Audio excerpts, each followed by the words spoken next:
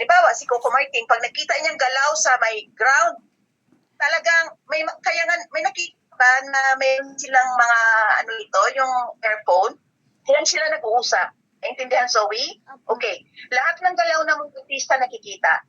Kung Kings, pag sinabi, Zoe, dito ka, nakaharap ka, yun lang. Naintindihan? Okay. Isang tip sa acting. Wag na wag kang titingin sa camera. Naintindihan? Naturally. Hindi naman sabihin na yung mukha mo, iiwas ka sa camera. Tingin ka sa camera pero parang normal lang. Wag yung mata mo at tignan mo ako, nagtitingin ako sa camera ha. Wag yan. Naintindihan? Okay. Kailangan, nasa camera ka, kailangan, yung attentive ka.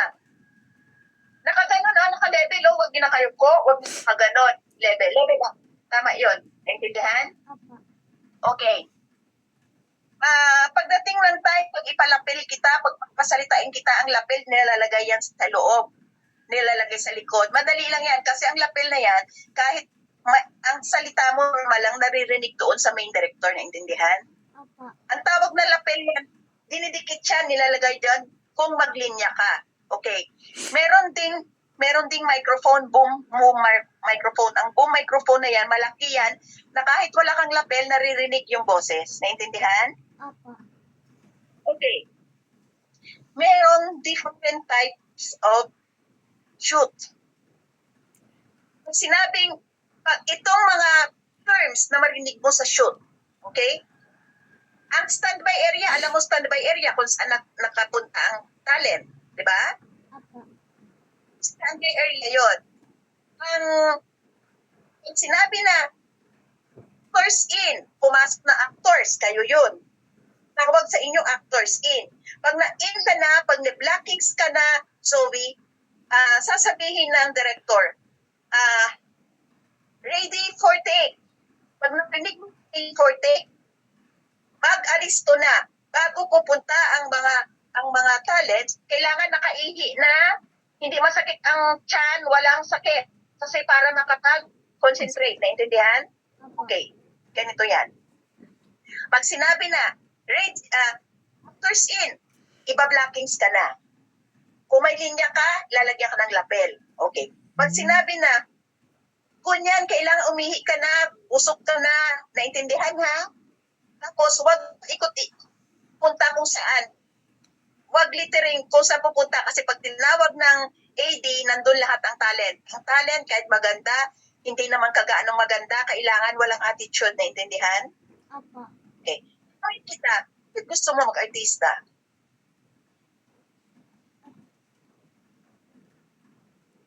So, mag-artista dahil ang pinaka-purpose mo? Sa akin ha, iba din sa'yo. O unang-una makita ka sa TV. Naintindihan? Pangalawa, kumita ka, sikat ka. Ma-enhance mo yung talent mo, ma-enhance ka, di ba? Hindi ka naman mahihain. Hindi naman. Huwag maghihiya, ang ganda mo eh. Okay? Alam mo ba, nakita ko sa iyo multi-role ka.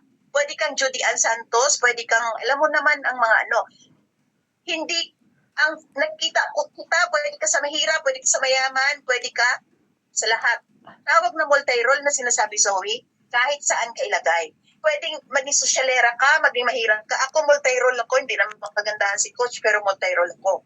Pwede ako sa mahirap, pwede ako sa mayaman, pwede ako sa lahat. Meron kasing bata na pwede lang siya sa mayaman kasi mistisa siya. Alangan naman, lalagyan ng mga doon kung ganyan. Ikaw multi-role ka. Kaya, diba? Isa pa, Zoe, hindi ka mataba. Ang ibang mataba na yun, pag chubby lang, ikaw pwede kang, alam mo ba yung camera, pwede itadayain niya kung medyo ipatabain ka. Pero pag mataba ka na, mahirap papayatin. Naintindihan? Okay. Ganito yan. Pag narinig mo, ready for take, meaning to say, magti-take na. Okay. Camera rolling. Pag narinig mo yung camera rolling, ang lahat ng 4 na camera, i-roll na yan. Meaning to say, buksan na. Naintindihan? Ready for take, tandaan mo tong mga terms ko. Kasi initial lang ito. Ready for take, camera rolling, lights on. Meaning to say, nakikita mo ba na may mga lights o parang mga payong? Okay. niyan lights. Kasi kailangan yan. Kasi para makita ka. Okay, isa pa palang sabihin ko sa'yo, kahit nagro-roll ka ng mahirap man o mayaman man, kahit mahirap, kailangan ka may lip gloss. Pero ang bata, walang makeup. Hindi galawin yung eyebrow, ganyan lang itsura mo. Di bali, don't worry, mami mo, ang ka-guide naman namin. Kasi pag sosyalera ka, whatever, magpupulbo-pulbo lang talaga. Pero alam mo ba, ang bata, nilalagyan namin ng blush on. Bakit? Feel doon kahit mahirap. Naintindihan? Opo. Okay. Narinig mo na. First in. Camera rolling. Lights on.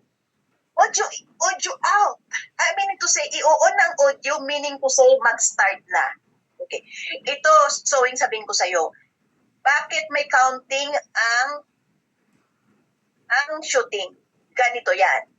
Narinig mo lagi yan. 5. Sinabing 5. Minsan may director na 1, 2, action. Pero dapat 5.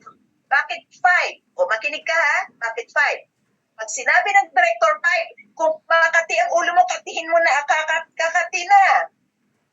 Walang extra gesture doon. Pag 4, yung nangungulangot ka, parang may mapawis ka, pawis yan. Kasi ang artista, Zoe, merong taga-makeup doon na tatanggalin yung mga pawis. Okay? 4, 3, pag 3, minsan may merong artista, pag 3, naiihi, nasisira mo yung shooting. O, di ba?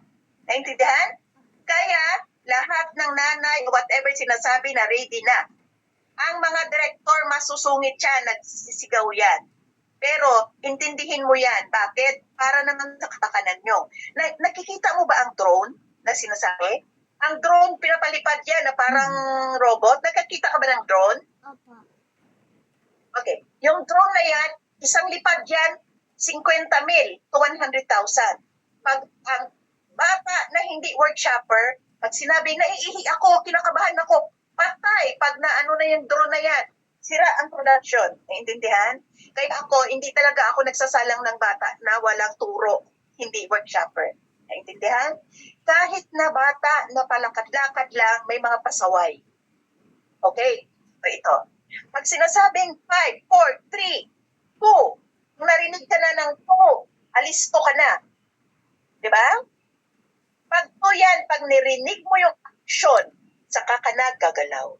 Pero merong director na sinasabi, pag nag-count ako ng 5, lakad ka na, susundin yun. Para tuloy-tuloy ang lakad mo. Basta tuturuan ka naman yan. Pag sinabi, in my count of 3, galaw ka na. Naglalaro na kayo, yun ang susundin mo. Sinabing 3 beats. Ang beats, tandaan mo talagang beats, Zoe. Ha? Okay. Ngayon, pag sinabi na action, saka na kayo kikilos. Naintindihan?